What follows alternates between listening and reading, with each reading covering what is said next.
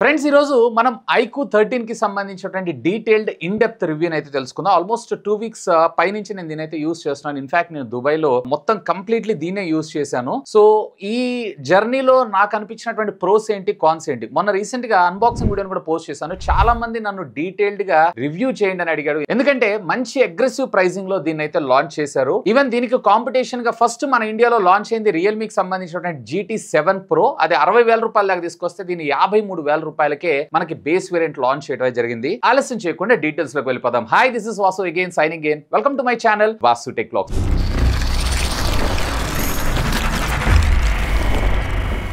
First of all మనం pros గురించి మాట్లాడుకుందాం. No phone is perfect. దీంట్లో కూడా కాన్స్ ఉన్నాయి. సో ఒకవేళ మీరు ఓన్ చేయాలనుకుంటున్నారంటే వీడియోని చివరి దాకా చూడండి, లేదా టైం స్టాంప్స్ కూడా ఇస్తాను, మీకు కావాల్సిన సెగ్మెంట్ మీరే చూసుకోవచ్చు. ఫస్ట్ డిజైన్ బిల్డ్ మాత్రం నాకు పెద్దగా డిఫరెన్స్ అయితే ఏమనిపించదు. ఆల్రెడీ మీరు iQOO 12 ని చూసారు అన్నట్లయితే వాళ్ళ డిజైన్ లాంగ్వేజ్ నే వీళ్ళు యూస్ చేస్తున్నారు. ఒకప్పుడు మనకి iPhone 11 సిరీస్ నుంచి వీళ్ళు ఇదే డిజైన్ ని క్యారీ ఫార్వర్డ్ చేస్తున్నారు కదా, సేమ్ అదే థింగ్ వీళ్ళు కూడా క్యారీ ఫార్వర్డ్ చేస్తున్నారు. అసలు దీని వెనకాల మతలబ్ ఏంటి అనే దాని గురించి డీటెయిల్ గా నేను ఒక వీడియో చేశాను, చూడకపోతే ఒకసారి చూడండి. డిజైన్ సేమ్ ఉండడానికి గల రీజన్ ఏంటి అనే దాని గురించి. సో మీకు పెద్దగా డిఫరెన్స్ అయితే అనిపించదు. కట్ ఈ కెమెరా బంప్ ఏదైతే ఉందో దీన్ని చాలా వరకు తగ్గించారు. అండ్ దీని వెనకాల మనకి వీళ్ళంటే మాన్స్టర్ హాలో లైట్స్ అని అంటున్నారు. ఇంకా చెప్పాలంటే నోటిఫికేషన్ లైట్స్, బేసిక్ గా మెసేజెస్ లేదా గేమ్ ఆడుతున్నప్పుడు అలాంటి సందర్భాల్లో ఇక్కడ మీకు RGB కి సంబంధించిన లైట్స్ మనకు ప్రొవైడ్ చేశారు. టోటల్ 72 79 ప్యాటర్న్స్ మనం దీన్ని కస్టమైజేషన్ అయితే చేసుకోవచ్చు రకరకాల కలర్స్ లో. వీటన్నిటిలో బేసిక్ గా చెప్పాలన్నట్లయితే ఒకవేళ ఫోన్ సైలెంట్ లో ఉన్నప్పుడు ఇట్లా ఫ్లిప్ చేసినప్పుడు మీకు కాల్స్ వచ్చినా మెసేజ్ వచ్చినా నోటిఫికేషన్ చూపిస్తుంది, కానీ గేమ్స్ లో పెద్దగా మీకు అయితే మజా ఉండదు. ఈవెన్ చాట్ చేసినప్పుడు కూడా మనకు బ్రీత్ LED లాగా చూపిస్తూ ఉంటుంది. అదే ఇది ఒక చిన్న చేంజ్ అని అనుకోవచ్చు. మరొక మేజర్ చేంజ్ ఏంటి అంటే దీంట్లో మనకి IP68 తో పాటు 69 ని కూడా తీసుకొచ్చారు. 68 విన్నారు కదా, 1 మీటర్ డెప్త్ లో 30 మినిట్స్ దాకా మీకు ఇది సస్టైన్ అవుతుంది. వేరే 69 వచ్చేటప్పటికే పొరపాటున వామ్ వాటర్ లో ఏమైనా ఫోన్ పడిపోయినా కానీ ఇది కొంత సర్టెన్ టెంపరేచర్ వరకు సస్టైన్ అవ్వగలదు. And at the same time ఇది వాటర్ ప్రెషర్ ని కూడా తట్టుకోగలదు. Up to 80 to 100 bars per minute ఏదో ఉంటుంది చూసారా, అంటే లైక్ వాటర్ వాష్ చేసేటప్పుడు అలాంటి ప్రెషర్స్ ని కూడా ఇదైతే తట్టుకోగలదు. అంతే, అంటే డ్యూరబిలిటీ పరంగా కొంచెం బెటర్ ఉంటుంది. మోస్ట్లీ 2025 లో వచ్చేటువంటి మొబైల్ ఫోన్స్ అన్నిటిలో మేబీ 20,000 రూపాయలు పైబడిన మొబైల్ ఫోన్స్ అన్నింటిలో కూడా IP69 అనేది కామన్ గా చూసినా ఆశ్చర్యపడాల్సిన విషయం అయితే లేదు. ప్రొటెక్షన్ విషయంగా ఫ్రంట్ వీళ్ళు స్కాట్ సెన్సేషన్ ప్రొటెక్షన్ అయితే ప్రొవైడ్ చేశారు. ఇట్లా కింద పడ్డ ఇది డ్యామేజ్ అయ్యేటువంటి అవకాశాలు అయితే చాలా తక్కువ. అండ్ సైడ్ అంతా కూడా మనకు అల్యూమినియం బాడీ ఇచ్చారు కాబట్టి డెంట్స్ కామన్ గా పడతాయి, బట్ స్ట్రాంగ్ గా ఉంటుంది. అగైన్ మనం ఇట్లా రాగ్ అయితే యూస్ చేయం కదా, ఎలాంటి కేసు లేకుండా. సో కేసు వేసారంటే మీకు బెటర్ ప్రొటెక్షన్ రావడం అయితే జరుగుతుంది. అండ్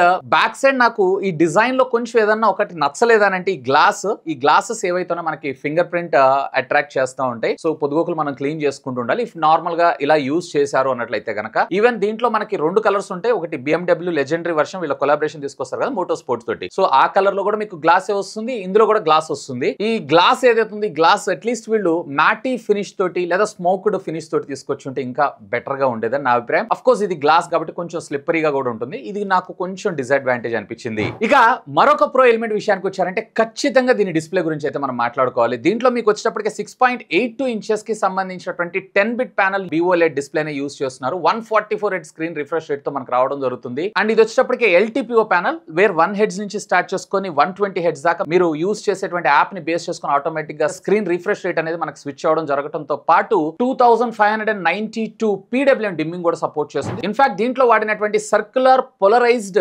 మెటీరియల్ ఏదైతే ఉందో షైన్ పండుతూ ఉంటుంది కదా లైట్ పడ్డప్పుడు. సో నార్మల్ ఫోన్స్ తో కంపేర్ చేశారు అన్నట్లయితే ఇది ఆల్మోస్ట్ ఆల్ కట్ ఆఫ్ చేయడం జరుగుతుంది. బట్ అగైన్ మళ్ళీ మనం స్క్రీన్ గార్డ్ టెంపర్ గ్లాస్ వేస్తాం కాబట్టి ఏ ప్రొటెక్షన్ వాడినా మళ్ళీ మనం ఆ రిఫ్లెక్షన్స్ అయితే ఫేస్ చేయాల్సి ఉంటుంది. But atleast they tried it. And ఇది వచ్చేటప్పటికి టీవీ రిహన్ certification, blue light cut off ఇలాంటి వాటన్నిటికీ మనకి ఇది సపోర్ట్ చేయడం జరుగుతుంది, which is good move. And దీని బ్రైట్నెస్ నిట్స్ కూడా మనకి నార్మల్ మినిమం ఇండోర్ కండిషన్స్ లో వచ్చేటప్పటికి 1800 నిట్స్ దాకా, ఒకవేళ HDR కంటెంట్ చూస్తున్నారు అన్నట్లయితే కనుక అప్ టు 4500 నిట్స్ దాకా వెళ్ళడం అయితే జరుగుతుంది. పర్వాలేదు, క్వైట్ డీసెంట్ అని నేను అంటాను. అండ్ ఇంతే కాదు, ఒకవేళ మీరు కనుక నెట్ఫ్లిక్స్ అలాగే అమెజాన్ ప్రైమ్ ఇలాంటివి చూస్తున్నారంటే HDR10 కంటెంట్ అయితే మీరు చూడొచ్చు. బట్ దీంట్లో ఒకే ఒక్క డ్రాబ్యాక్ ఏంటి అంటే దీంట్లో మీకు ఏ విధమైనటువంటి డాల్బీ విజన్ అయితే ప్రొవైడ్ చేయలేదు. ఆ డాల్బీ విజన్ కూడా యాడ్ చేస్తుంటే గనక ఇది పర్ఫెక్ట్ ఫోన్ అయ్యేదని నా అభిప్రాయం. ఓవరాల్ గా డిస్ప్లే పరంగా కూడా దిస్ ఇస్ గుడ్. ఇక మరొక ప్రో ఎలిమెంట్ విషయానికి వచ్చారంటే ఎస్, ఆడియో గురించి కూడా మనం మాట్లాడుకోవాలి. దీంట్లో మనకి డ్యూయల్ స్టీరియో స్పీకర్స్ అయితే ప్రొవైడ్ చేస్తారు.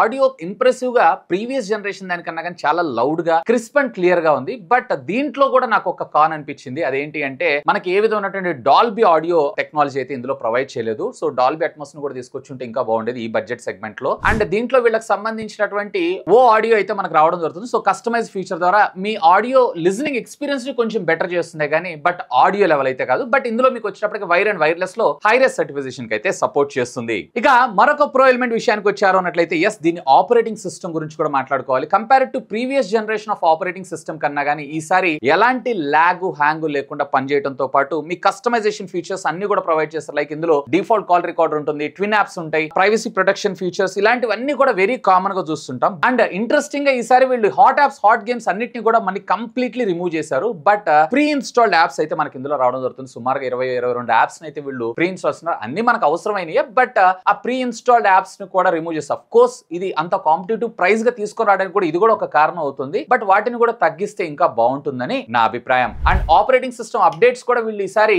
4 years + 5 years ఇస్తున్నారు, which is good compare to previous generation of operating system కన్నా కానీ ఈసారి ఆపరేటింగ్ సిస్టమ్ మాత్రం చాలా బ్యూటిఫుల్ గా అండ్ చాలా సీమ్లెస్ గా పనిచేస్తుంది. అండ్ బై ద వే ఇది Android 15 out of the box వస్తుంది. మరొక 4 years అంటే ఆల్మోస్ట్ Android 19 దాకా మీరు ఆరామ్సే దీన్ని యూస్ చేసుకోవచ్చు. అండ్ ఇవాళ రేపు ఏఐ లేనిది స్మార్ట్ ఫోన్ అయితే కాదు, ముఖ్యంగా చెప్పాలంటే ఇలాంటి ఫ్లాగ్షిప్ ఫోన్స్ అన్నిట్లో. బట్ దీంట్లో ఏఐ అంత పెద్దగా అయితే వీళ్ళు యూస్ చేయలేదు.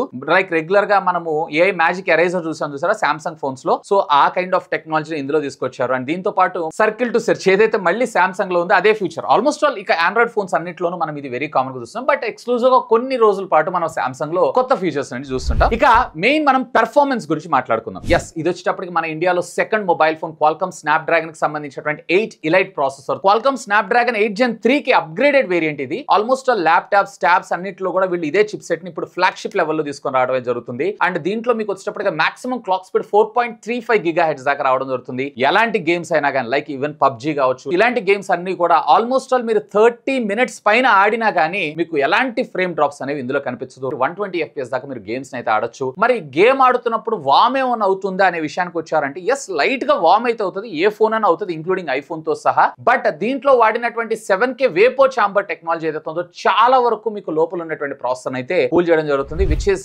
Amazing thing. అండ్ దీంతో పాటు వీళ్ళు వాడినటువంటి Q3 చిప్ ఏదైతే ఉందో ఇది కూడా ఫెంటాస్టిక్ వర్క్ చేస్తుంది. ముఖ్యంగా మీకు డిస్ప్లే చూసేటప్పుడు కావచ్చు, అలాగే గేమింగ్ లో మీ ఎక్స్పీరియన్స్ కావచ్చు, ఇవన్నీ కూడా ఫెంటాస్టిక్. నన్ను అడిగితే గనక ఒకవేళ మీరు గేమింగ్ సెంట్రిక్ గా చూస్తున్నారు అన్నట్లయితే Asus ROG ఇలాంటి ఫోన్ లోకి వెళ్లాల్సిన అవసరం లేకుండా almost all half of the price లో మీకు this dance a wonderful job అనే నా అభిప్రాయం. అండ్ ఇది వచ్చేటప్పటికి మీకు LPDDR5X టెక్నాలజీకి సంబంధించిన RAM UFS 4.1 తో మనకు రావడం జరుగుతుంది కాబట్టి ఎలాంటి ప్రాబ్లం లేదు. రీడ్ అండ్ రైట్ స్పీడ్స్ కూడా perfectly okay. And anti to bench mark scores కూడా అప్రాక్సిమేట్లీ 3 million దాకా వెళ్తుంది, which is good. And dual core లో కావచ్చు, CPU థ్రాటిల్ లో కావచ్చు, ఎక్కడ థ్రాటిల్ అవ్వకుండా ప్రాపర్ గా మీకు అయితే ఇది వర్క్ అవడం జరుగుతుంది. ఇక కెమెరా డిపార్ట్మెంట్ విషయానికి వద్దాం. సో రేర్ వచ్చేటప్పటికి వీళ్ళు ట్రిపుల్ కెమెరా లెన్స్ సెటప్ తో వచ్చారు. బట్ మీరు అబ్జర్వ్ చేశారు అంటే iQOO 12 లో మీకు వచ్చేటప్పటికి 3x పెరిస్కోపిక్ కెమెరాని మనకు ప్రొవైడ్ చేశారు. వేరే ఇందులో వచ్చేటప్పటికి 2x. మరి డౌన్ గ్రేడ్ ఎందుకు తీసుకొచ్చారు ఏంటి అనేది మాత్రం నాకైతే అర్థం కాలేదు. And at the same time నేను ఇందులో టెలిఫోటో లెన్స్ ని మాత్రం మిస్ అవుతున్నాను. ఎందుకంటే ఈ బడ్జెట్ సెగ్మెంట్ లో టెలిఫోటో లెన్స్ కూడా ఇచ్చి ఉంటే ముఖ్యంగా పోర్ట్రేట్స్ క్యాప్చర్ చేసుకునేటప్పుడు బ్యూటిఫుల్ పిక్చర్స్ అయితే మీరు ఇందులో క్యాప్చర్ చేయొచ్చు. ఆఫ్ కోర్స్ ఇది కూడా పర్వాలేదు, క్వైట్ డీసెంట్ అని నేను అంటాను, ఓ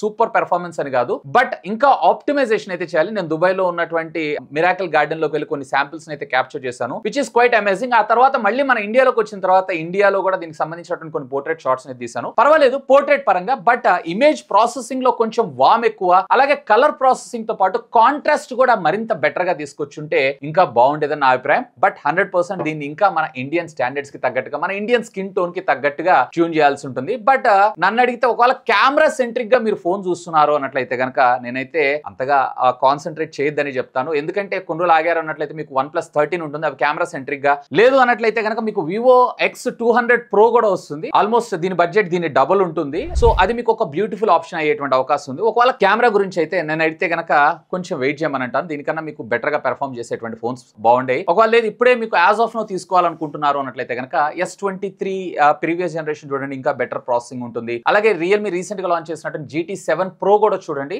అది కూడా బాగుంటుంది. బట్ దీని ప్రాసెసింగ్ ఇమేజ్ ప్రాసెసింగ్ ఏదైతే ఇంకొంచెం బెటర్ గా తీసుకొచ్చుంటే ఇంకా బాగుండేదని నా అభిప్రాయం. బట్ ఇంట్రెస్టింగ్ గా రేర్ వీళ్ళు 8K వీడియో రికార్డింగ్ కాంపాక్టబిలిటీ మన ముందు తీసుకొచ్చారు. వేరే ఫ్రంట్ కూడా మీరు 4K 60 FPS లో వీడియో రికార్డ్ చేసుకోవచ్చు. అండ్ ఫ్రంట్ సెల్ఫీస్ 32 మెగాపిక్సెల్ తీసుకొచ్చారు.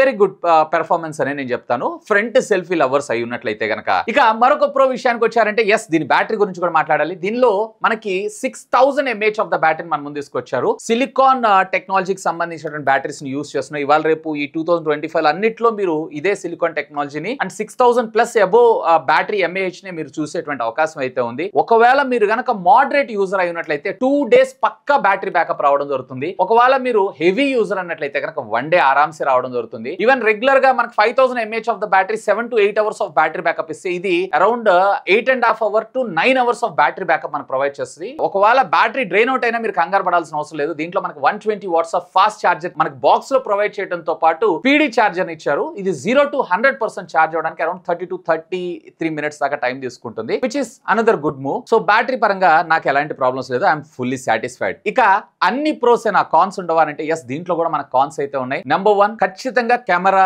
ఇంప్రూవ్ చేసుకోవాలి, లేదా కెమెరా సెంట్రిక్ గా మీరు ఫోన్ చూస్తున్నారు అన్నట్లయితే కనుక నేనైతే ఇది ఆప్షనల్ గా పెట్టుకోమంటాను. ముఖ్యంగా టెలిఫోటో లెన్స్ ప్రీవియస్ దాంతో మరి వీళ్ళు ఎందుకు డౌన్గ్రేడ్ చేస్తారో ఏమో నాకైతే తెలియదు. మేబీ అదే గనక అయి ఉన్నట్లయితే కాస్ట్ కటింగ్ మనకి తక్కువ కోసం అని తీసుకొచ్చి ఉండొచ్చు. ఇందులో ముఖ్యంగా 2x దాకా మాత్రం వర్క్ జరుగుతుంది. వేరే ప్రీవియస్ జనరేషన్ లో మనం 3x దాకా ముఖ్యంగా పోర్ట్రేట్స్ ఏవైతే ఉన్నాయో బ్లర్ ఎఫెక్ట్ ఏదైతే ఉందో ఫెంటాస్టిక్ వచ్చేది. సో అది నాకు కొంచెం డిసడ్వాంటేజ్ అనిపించింది. అండ్ ఇంతేకాదు జూమ్ లో కూడా వీళ్ళు మరింత బెటర్ పెర్ఫార్మెన్స్ ని తీసుకొచ్చి ఉంటే ఇంకా బాగుండేది. 30x దాకా మీరు మాక్సిమం దీనిలో జూమ్ కి అయితే వెళ్ళగలరు. ఈవెన్ వీడియో రికార్డింగ్ లో కూడా మీకు వచ్చేటప్పటికి అప్రాక్సిమేట్లీ 10x దాకా మాత్రమే జూమ్ అయితే వెళ్ళగలరు. బట్ ఇవి జూమ్ చేసిన పిక్చర్స్ ఏవైతే అంత డీటెయిల్ గా కనిపించట్లేదు, అవి ఇంకొంచెం బెటర్ గా తీసుకొచ్చుంటే ఇంకా బాగుండేదని నా అభిప్రాయం. ఇక ఫైనల్ గా నా వర్డిక్ట్, అసలు ఎవరికి మొబైల్ ఫోన్ ఒకవేళ మీరు పవర్ఫుల్ పెర్ఫార్మెన్స్ ముఖ్యంగా గేమింగ్ సెంట్రిక్ గా అందులో కూడా pure value for money product, even నేను ఎక్కువ కంటెంట్ కన్జ్యూమ్ చేస్తాను and at the same time audio quality బాగుండాలి, ఎక్సెప్ట్ కెమెరా ఒక మంచి smart phone around 50 to 55,000 rupees budget లో చూస్తున్నారు, అది ఫ్లాగ్షిప్ అయి ఉండాలి అన్నట్లయితే simply go with this. Are